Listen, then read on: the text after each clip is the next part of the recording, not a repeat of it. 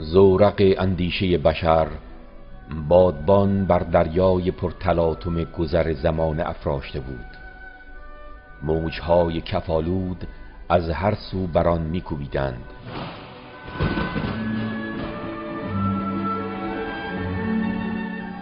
زورق اندیشه انسان از میان موجها، از لابلای صخره‌ها و از دل دریاها گذشت.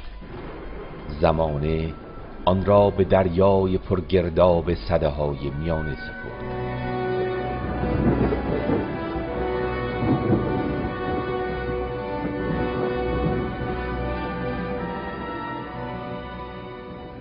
دریایی سیاه که حاکمان نشسته بر برج‌های تباهی با نام دین اندیشه انسان را به بند کشیده بودند.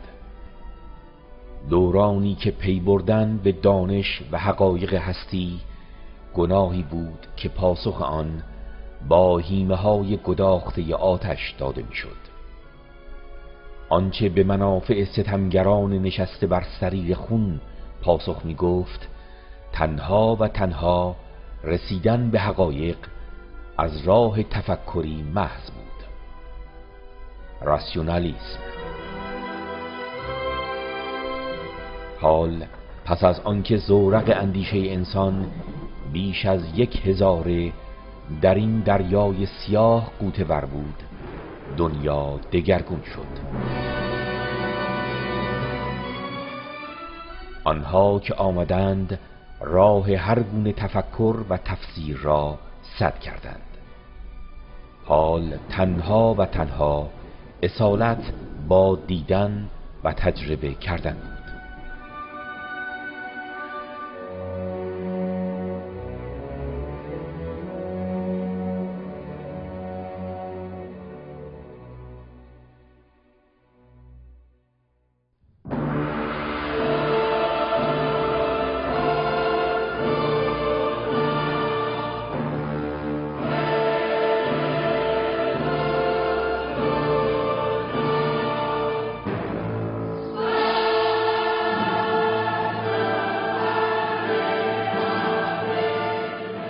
تبیین جهان قسمت 7.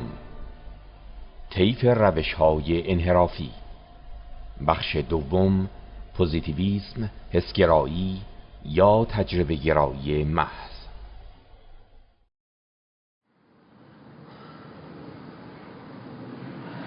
در مقابل این عقلانیگری‌های محض این ورش هم هست حسگرایی یا تجربه گرایی محض، امپریزم، و مطلق کردن شیوه های اثباتی یعنی پوزیتیویستی و استقرایی که توضیح میدم. اونها عقل رو مطلق میکردند، عکسش هم کسانی هستند که برخلاف اونها محلی برای عقل و استدلال و سرانجام تبیین و فلسفه و اینها قائل نبودن و هر که حواس بگرد، خلاصه هر چی رو که ببینیم اون رو قبول داریم. از نظر اینها چیز غیر از این قابل قبول نبود. آیا ما به حواس و مشهودات و تجربه کردن و تماس عینی محتاج نیستیم؟ چرا؟ شکی نیست. آیا بدون تجربه، بدون برخورد با واقعیات عینی، نتیجه گیری های ما، تفسیرمون، تجزیه تحلیلمون، تبیینمون ارزشی خواهد داشت؟ نه. ولی مسئله این است که اتکاء به تجربه و حس آیا به تنهایی کافیه؟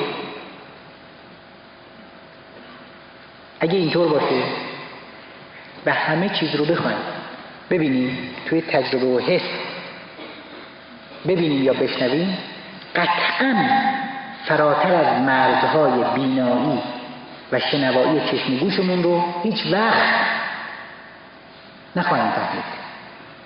چون به نظر ما، به نظر کسی که داره این چنین طرز تفکر و طرز برخوردی هست، یک چیز وقتی واقعیت داره، وقتی درسته که تو حیطه بینایی یا لامسه یا شنواییش قرار داشته باشه، ولا غیر. در این صورت به قول اون پزشک فرانسوی تا وقتی خدا رو زیر تیغ جراحی نبینیم قبول نخواهیم کرد. کسی نیست بهش بی انصاف اون که زیر تیغ جراحی دیده بشه که دیگه خدا نیست که.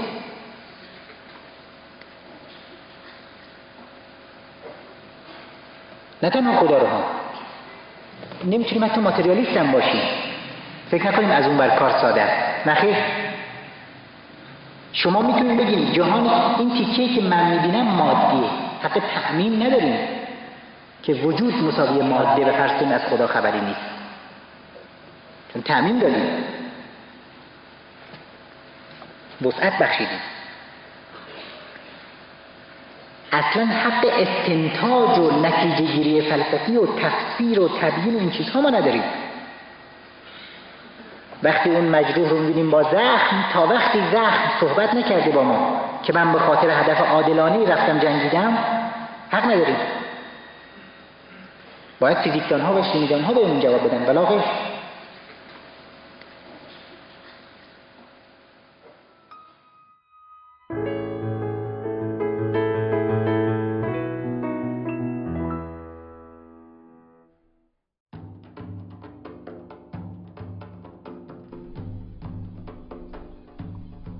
عربستان 25 ذی‌حجه سال 35 هجری قمری.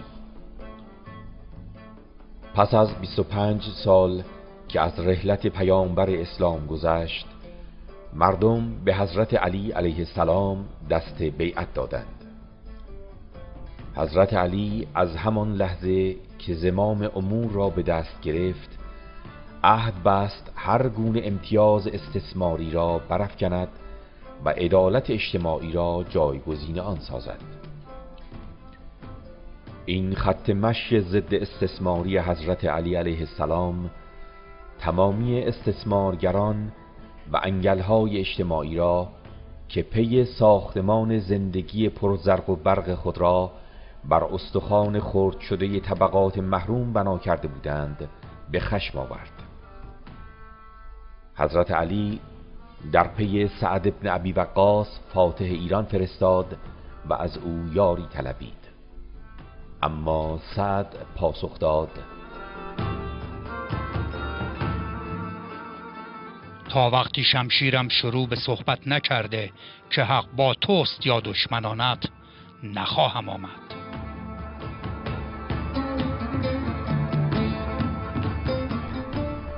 معنای این حرف چیست؟ جز فرار از انجام وظیفه و یاری رساندن به راهبری که در پی نبرد با ظلم و استثمار است، چرا که اگر اصل بر دیدن و شنیدن باشد، شمشیر هیچگاه سخن نخواهد گفت. این یک نگرش پوزیتیویستی است.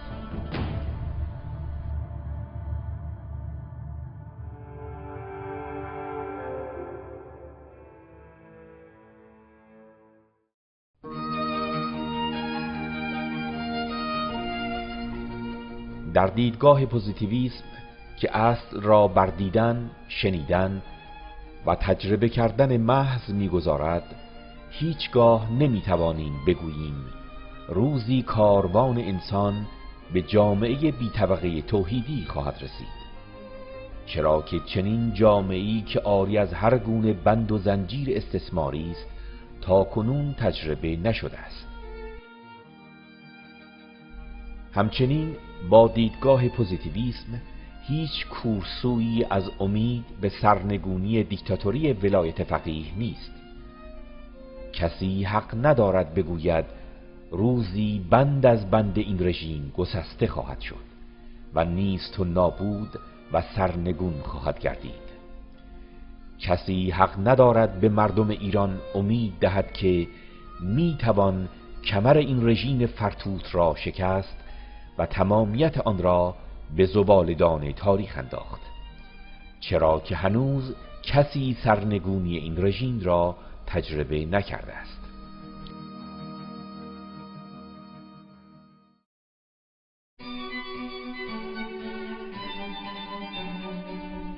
دیدگاه پوزیتیویسم ریشه در تاریخ باستان دارد. پروتاگوراس فیلسوف یونان باستان می گفت: برای فهم پدیده ها هیچ وسیله‌ای جز حواس خود نداریم. برای تایید بودن یا نبودن پدیده‌ای فقط حواس ما باید گواهی دهد.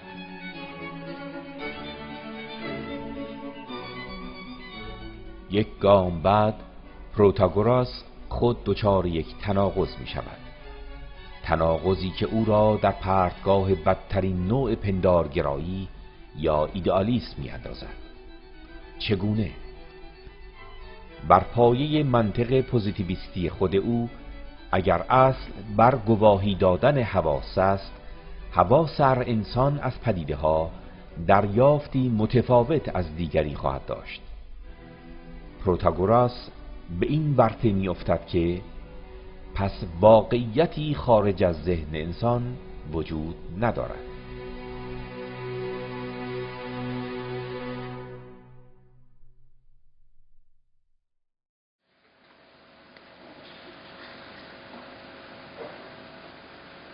فقط از عقلانیگری صرف نیست کشونده شدن به ایدئالیسم، دقیقاً از تجربه گرایی صرف، از هی دنبال حواس و محسوسات بودن هم هست.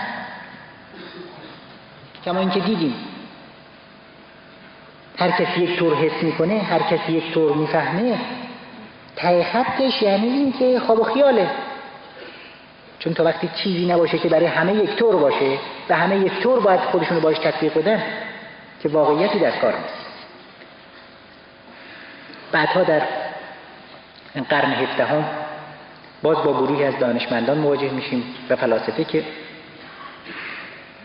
برخلاف اون یکی‌ها که اون دفعه صحبت کردیم، ارزش برهان و قیاس عقلی رو، خلاصه ارزش تعقلی رو اینا کاملا رد میکنن و تجربه گرایی رو تنها مسیر صحیح و قابل اعتماد میدونن.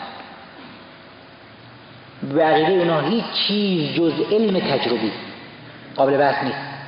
ما بقیش هر چه هست توهم و چرنده. دقیقا میگن خودشون ها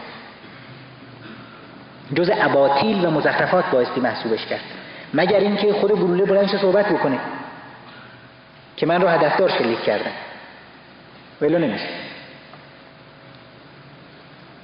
اگر توجه کنیم این شیوه، یعنی تجربه گری این شکلی، اینقدر افراط در ارزش حواس به نظر میرسه که عکس العمل اونقدر تفریط در نقش تعقل و اینها باشه که صحبتش رو کردیم، که معلومه از یک شرایط اجتماعی و اقتصادی بخصوصی هر دوی اینها نشأت میگیره که ما فعلا بهش کاری نداریم. به هر حال اونجایی که الان باش کار داریم، این دانشمندانی که صحبت کردیم، افرادی نظیر بیکن، لاک و بعدها مشخصا اگوست که بنیانگذار مکتب پوزیتیویسم یا اثباتیگری هست،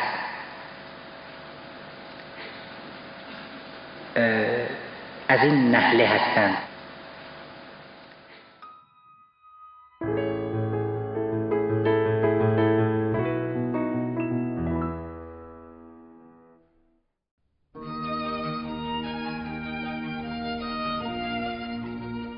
اقیانوس پهناور مناطق قطبی بستر کوههای سفید و بزرگی است، کوههای یخ. در دید نخست انسان تنها آن بخش از این کوهها را می‌بیند که بر بالای آب شناور هستند، اما حقیقت این است که بخشی که قابل دیدن است تنها قسمت کوچکی از یک کوه یخ است، چرا که 7/8 آن در زیر آب قرار دارد و دیده نمی شود.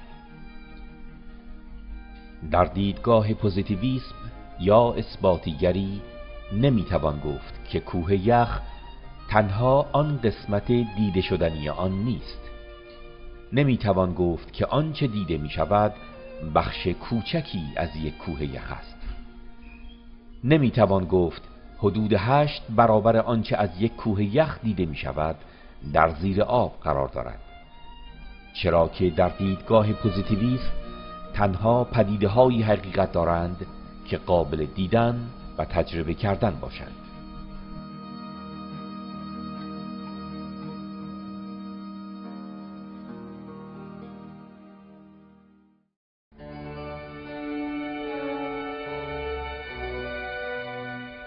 آگوست کنت فیلسوف فرانسوی سده 18 و 19 میلادی است. او بنیانگذار دیدگاه پوزیتیویسم یا اثباتیگری است. آگوست کنت می گفت: کار ما تنها توصیف نمود و ظاهری است که می‌بینیم، چون ما را به حقیقت اشیا و به حقیقت جهان راهی نیست.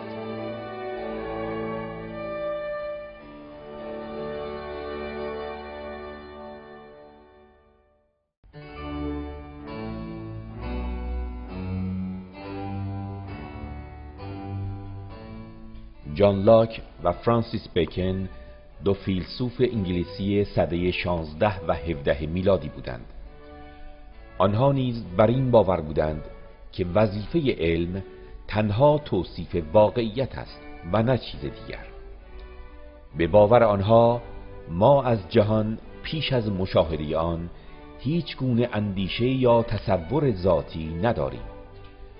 اگر هم اندیشه‌ای خارج از تجربه داشته باشیم، بیشک تصوری است واهی. در همان دوران یک پزشک و فیلسوف پوزیتیو فرانسوی در رابطه با خدا گفت: وجود خدا را وقتی خواهم پذیرفت که آن را زیر تیغ جراحی ببینم.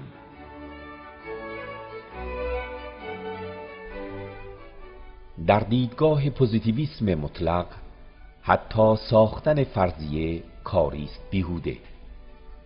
این در حالی است که برای ساختن هر قانون ابتدا باید فرضیه‌های ارائه کرد و سپس آنها را در پراتیک تجربه نمود. اما همین پوزیتیویسم و اثباتی گرایی محض یک گام بعد در پرتگاه ایدئالیسم و پندارگرایی سقوط می کند. چگونه؟ در این منطق تا رخداد یا پدیده‌ای تجربه و دیده نشود حقیقت ندارد. پس نمیتوانیم بگوییم روزی دیکتاتورها سرنگون میشوند، استثمار رخت برمی‌بندد و بر دشت روابط و مناسبات اجتماعی نسیم آزادی می‌وزد. این در حالی است که گذر تاریخ نشان داده که هیچ دیکتاتوری نتوانسته تا به ابد باقی بماند و دیر یا زود در میان چرخ دنده قیام و مبارزات رهایی بخش نابود شده است. اما پوزیتیویسم یا اثباتیگری محض از آنجا که در روند حرکت خود به دامن ایدئالیسم یا پندارگرایی می‌غلطند، آن حقایقی را که قابل دیدن یا لمس کردن نیستند نمیپذیرد، در حالی که آنها واقعاً هستند.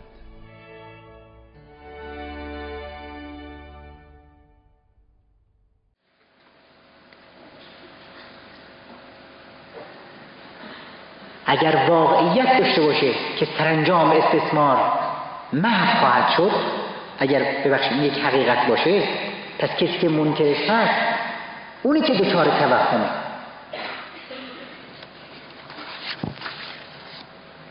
اونی که دچار ذهنیت نسبت به جهانه.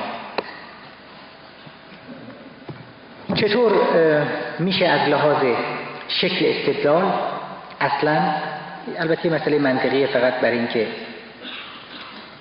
فروگذار نشده باشه میگم، نیازی به بحث یا فکر روش نداریم. از نظر شکل استدلال حتی اونایی که منطق میدونن میدونن که هیچ استقرایی هم حتی سرانجام بدون قیاس، بدون تأمین و نتیجه گیری و اینکه وسعتش بده دامنش رو، امکان پذیر نیست. حتی در این قانون که ما میگیم که این آب رو میجوشونیم میبینیم در 0 درجه به اصطلاح در 100 درجه جوشید، بعد میخوایم نتیجه بگیریم پس هر آبی در 100 درجه میجوشه، پس تأمین دادیم به آبهای دیگه. از نظر یک پوزیتیویست ناب شما حق ندارید بگین آب در 100 درجه میجوشد، قانون در بیاریم. باید بگین این آبی که در ساعت فلان روز فلان، این آب، این لیوان آب من جوشوندم، این در 100 درجه میجوشه.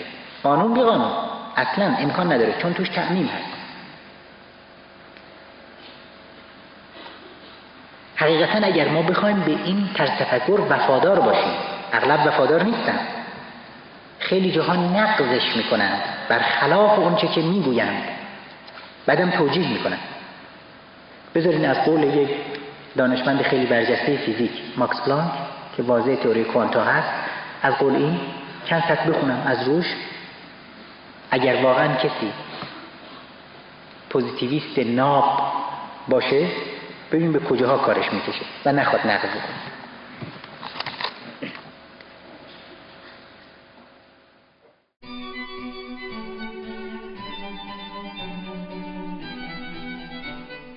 ماکس پلانک، دانشمند برجسته فیزیک و واضع تئوری کوانتا، در کتاب علم به کجا می رود می گوید: در طرز نگرش تحققی نسبت به طبیعت، دریافت‌های حسی معلومات اولیه هستند، بنابراین حکم واقعیت بی‌واسطه را دارند. از اینجا چنین نتیجه گیری می شود که اصولاً سخن گفتن از خطای حواس اشتباه است.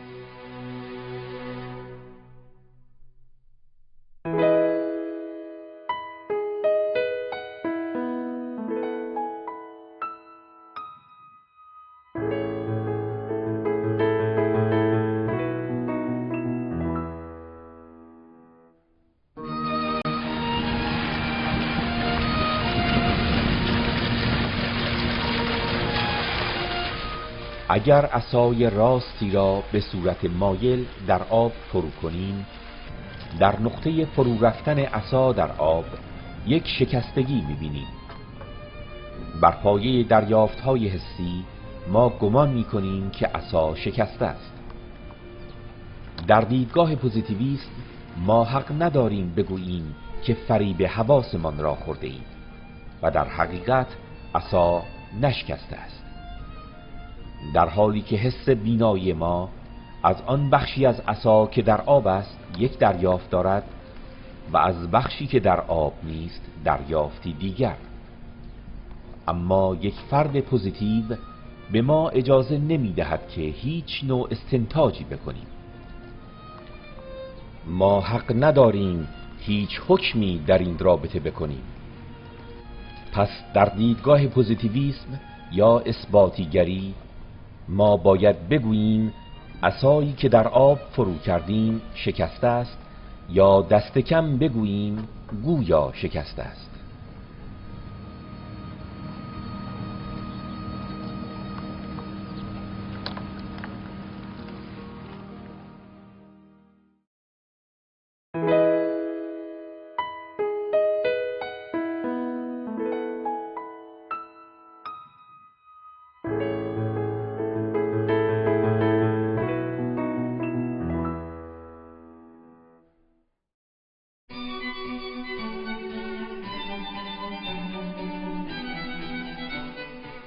هنگامی که یک کرم زخمی می شود پیچ و تاب می خورد. نخستین نتیجه‌ای که ذهن ما از این وضعیت در می یابد این است که کرم در حال درد کشیدن است، چرا که ارگانیسم ما نیز زمانی که آسیب دیده و درد می کشد واکنش‌های ظاهری خاص خود را دارد. این واکنش‌ها در حرکات و حالت چهره پدیدار می شوند. حال زمانی که حیوانی آسیب دیده واکنش‌های مشابهی را بروز می‌دهد، ما نتیجه می‌گیریم که حیوان نیز در حال درد کشیدن است. اما در دیدگاه پوزیتیویسم یا اثباتیگری ما حق چنین استنتاجی را نداریم، برای اینکه هر کس تنها می‌تواند دردی را که در ارگانیسم خود پدیدار شده فهم کند.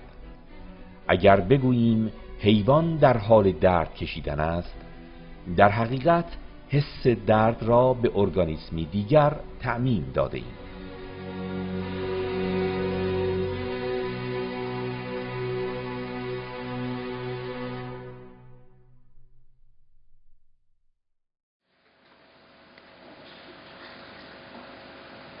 اگر این رو بخوایم تعمیم بدیم به حیوان، خب فراتر از اون چیز رفتیم. مرزهای پوزیتیویسم و تجربه گرایی و بیار ببینم. شما که نمیشنوین درد حیوان رو که بگه. پس قیاس کردیم اینجا از این قیاس ها در کار نبود، مگر اینکه چیزی رو که مدعی هستیم بهش وفاداریم نقض کنیم، بگیم نه درد میکشه.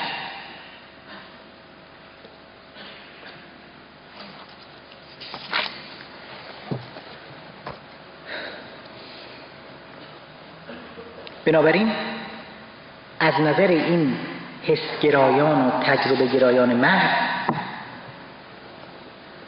اصلا صحبت تبیین و تفسیر بیفایده است. همچه چیزی نباید به سمتش رفت. به همین دلیل ها منکر فلسفه اصلا.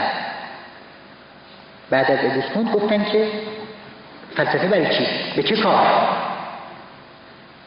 اگر علم، یعنی اگر برخورد با تجربه و با حواس تونست به ما چیزی رو بگه، بله، و الا خیر.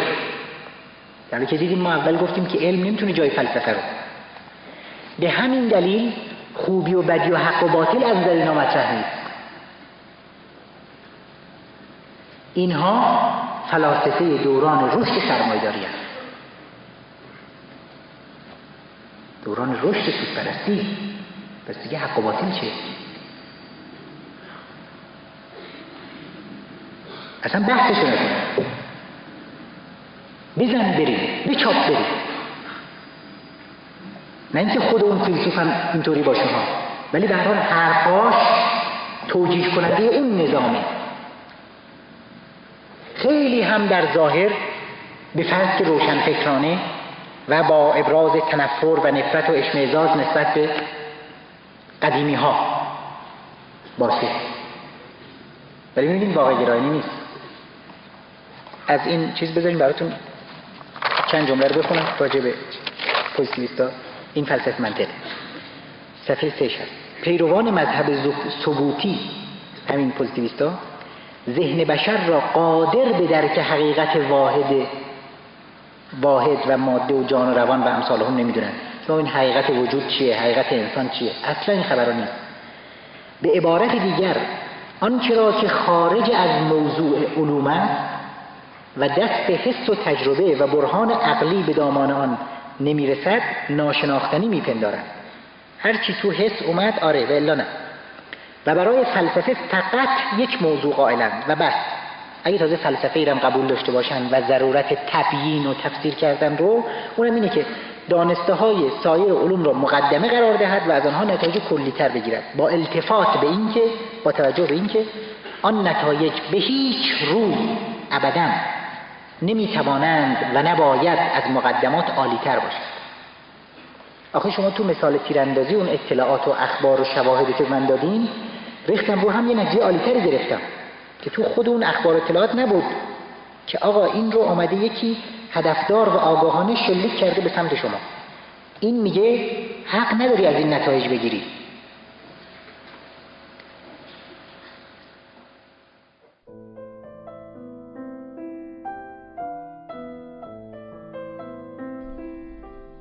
در مثال تیراندازی گفتیم که گلوله‌ای شلیک شده فردی را مجروح می کند.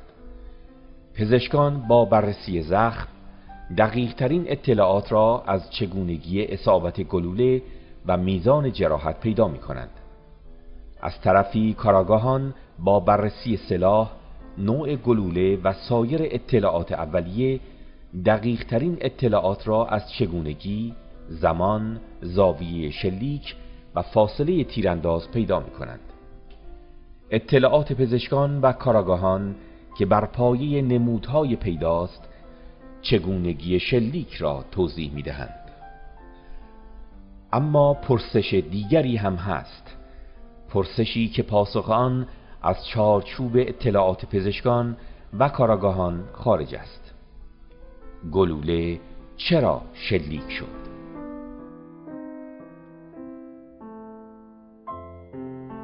آیا این گلوله تصادفی شلیک شد یا انگشتی که ماشه را چکاند با آگاهی و هدفدار شلیک کرد.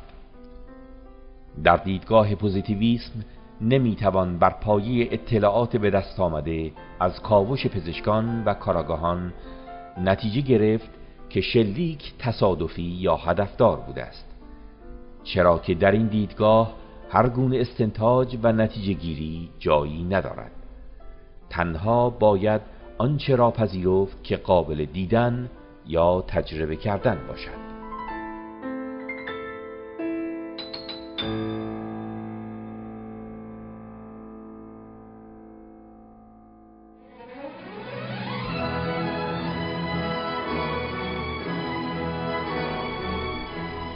در دیدگاه پوزیتیویسم نباید با نگاه به تابلوی تاریخ نتیجه گرفت که بر دفتر سرنوشت نظام‌های سرکوبگر و ضد مردمی نابودی و سرنگونی نوشته شده است.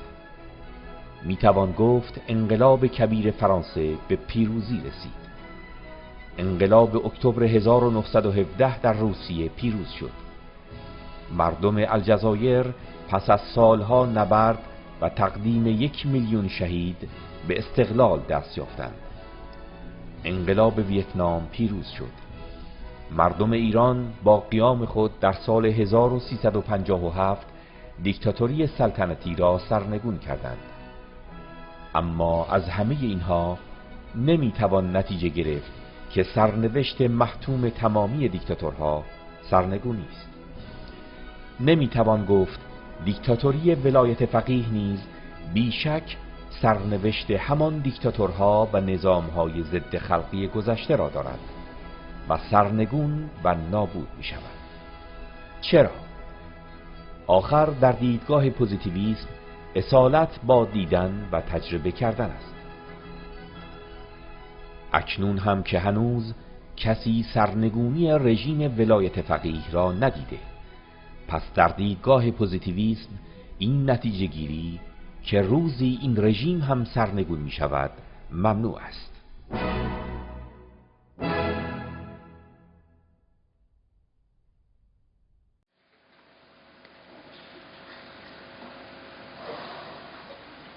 چرا؟ برای اینکه اگر از این نتیجه گیری ها بکنیم دیگه که مگه میتونیم نظام های استعماری رو اونطوری ادامه بدیم؟ امکان نداره. پس به هیچ روی نمیتواند و نباید از مقدمات عالی‌تر نتیجه بگیرد و چیزی به دست بدهد که در آن مقدمات نباشد. هرچی تو مقدمات تو همون شواهد و قرائن هست.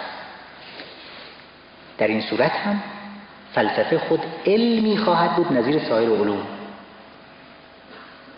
یعنی یه چیز تجربی، یه چیز حسی، یه چیز که بشود دیدش و در تحقیقات خود اسلوب و روش آنها را به کار خواهد برد و از این رو دیگر فلسفه نخواهد بود. نتیجه خودشه که اگر از اون جمع‌بندی توش چیز جدیدی نباشه اونم که دیگه فلسفه نیست. بله. پس در حقیقت این پوزیتیوی به فلسفه قائل نیست که شما بیاین تبیین بکنید و به همین دلایل مفاهیم حق، باطل، زشت، نمیدونم شر، خیر، شر و امثال هم خارج میشه، اصلا میره به کنار. یک لاطائلاتی میشه که یه مش آدمای بیکار از دید اونها روش نشستن و بحث میکنن. لیکن منطق زوره، منطق سوده به الاخر. البته تحت فشار واقعیت پوزیتیویسم ناب دیگه پیدا نمیشه، مجبور شده عقب نشینی بکنه گام به گام. الان مثلا ما مکتب وین رو داریم، پوزیتیویست های منطقی رو داریم، پوزیتیویست های جدید رو داریم که فعلا از بحث ما خارجه. فرهنگ اصلا امروز جهان غرب و سرمایه‌داری رو پوزیتیویست های نوین کل فرهنگش رو، حالا توی شاخه ها و علوم مختلفه به خصوص اجتماعیشون هم هست، اونها اداره میکنن کالج ها، دانشگاه ها و اون چیزایی که این فرهنگ درشون حاکمه و این فرهنگ رو ترویج میکنن.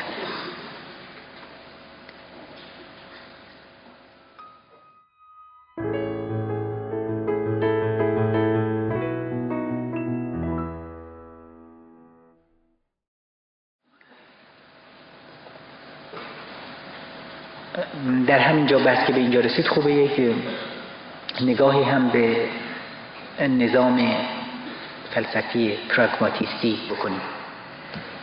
اونا خودشون از این چیزا راحت کردن.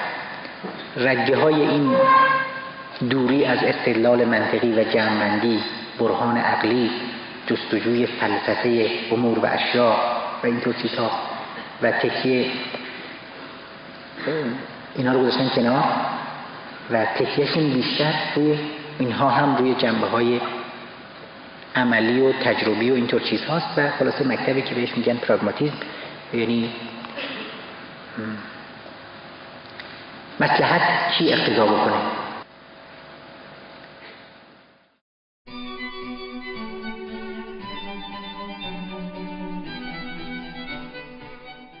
پراگماتیسم یک دیدگاه فلسفی است. این دیدگاه در جریان رشد سرمایه‌داری توسط ویلیام جیمز و جان دیوئی به وجود آمد. فلسفه پراگماتیسم مصلحت گرایی می باشد، یعنی اصالت با آن چیزی است که در زمان حال سود برساند. ویلیام جیمز می گوید هر معنی و هر حکمی از احکام ذهنی انسان وقتی شایسته تحقیق و بحث است که نتیجه عملی مشخص داشته باشد. اگر هیچ تأثیری در زندگی نداشته باشد، گفتگو پیرامون آن بیهوده و هدر دادن زمان است. پس میزان حق و باطل نسبت به هر معنی و رأیی تأثیر و نتیجه عملی آن است. در یک کلام فلسفه پراگماتیسم میگوید بودن یعنی مفید بودن. برای یک فرد پراگماتیست خوب یا بد بودن یک کار مهم نیست.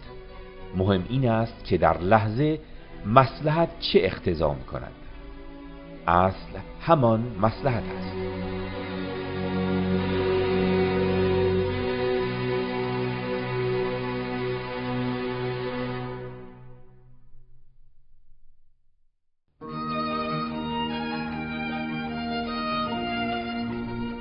این دیدگاه وقتی پا به بستر زندگی می‌گذارد، تمرکز خود را روی آمار، ارقام، کشیدن منحنی‌های پژوهشی و نمودارهای مختلف می‌گذارد. در یک کلام یعنی آنچه قابل دیدن و تجربه کردن است. اما وقتی به جمع‌بندی و تفسیر و تبیین می‌رسد، جاده پراگماتیسم به تابلوی ورود ممنوع برمیخورد، چرا که تفسیر و تبیین تجارب اجتماعی و تاریخی میتواند به نتایجی راه ببرد که با اساس سیستم در تضاد است. جوهره و اساس دیدگاه پراگماتیسم هم سود است. اگر در دیدگاه ماتریالیسم بودن برابر با ماده است، در دیدگاه پراگماتیسم بودن برابر با سود است. یعنی سود و زیان بر روی تمامی پهنه‌های علمی و پژوهشی این دیدگاه بال گسترده است.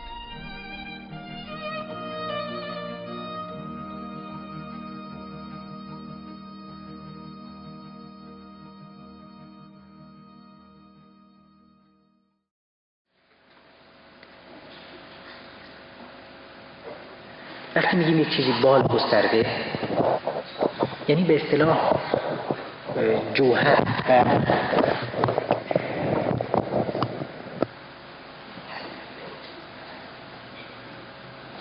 و فشرده نظام. مثلا ببینید در اسلام ارزش برتر، اون جوهرها، اون چیزی که به خاطرش کار و فعالیت و زندگی و به قول حضرت ابراهیم ان صلاتی و نسکی و محیای و مماتی لله رب العالمین صورت میگیره، خداست. فارغ از هر نسوک پرستی، منفعت پرستی، فرقه گرایی، گروه گرایی، اینطور است.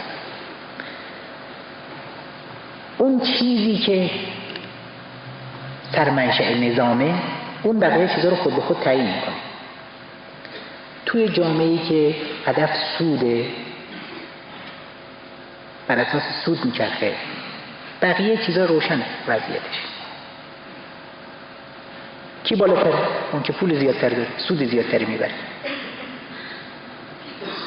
حتی در مناسبات و روابط مردمی و اجتماعی نگاه کردن سرمایه‌داری از موضع سود به هر چیزی به مثابه کالاست. سلام علیک هم پشتش یک حساب سودپرستانه خوابیده. زن به مثابه کالا. روابط گروهی چیزی برای معامله و کالا. صمیمیت، صداقت، انفاق، ایثار اصلا مطرح نیست. و این بقیه شعبه های فعالیت رو خودش مشخص میکنه. معلومه سیستم و نظامی که روی سود میچرخه، لابد هر کدوم از ما میتونیم چشم بسته بگیم که شهراش چطوریه، روستاهاش چطوریه. منظور این کشورهای وابسته البته. بعد رابطه زن و مرد تو این چطوریه، مناسبات خانوادگی چطوریه، اقتصاد مصرف چطوریه، تمام اینا. حالا اینجا منظورم همین هست که ببینیم حتی روی پژوهش‌ها و تحقیقات علمیشون چه اثری میگذاره. پس از تفسیر و تبیین که روی گردون، یعنی یک روش حسی صرف.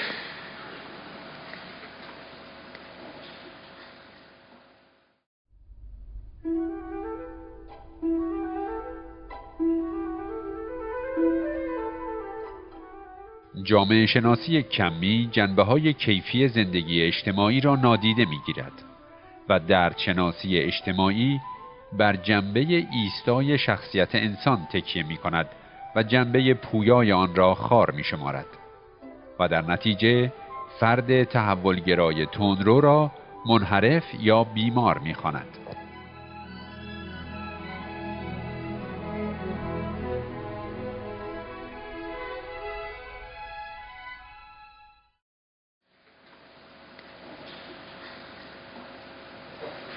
یعنی از توی این نحوه برخوردها آدم انقلابی مریض عقده‌دار یا بیمار هست.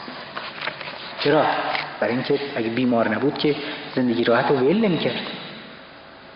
برای این طرز تفکر که انسان رو واقعا حیوان منشانه تحلیل میکنه، اصلا عقیده، زندگانی ایدئولوژیک، مرام، جان سپردن به خاطر یک مرام، اگه اینها مطرحه، ببینید چه دنیای پستی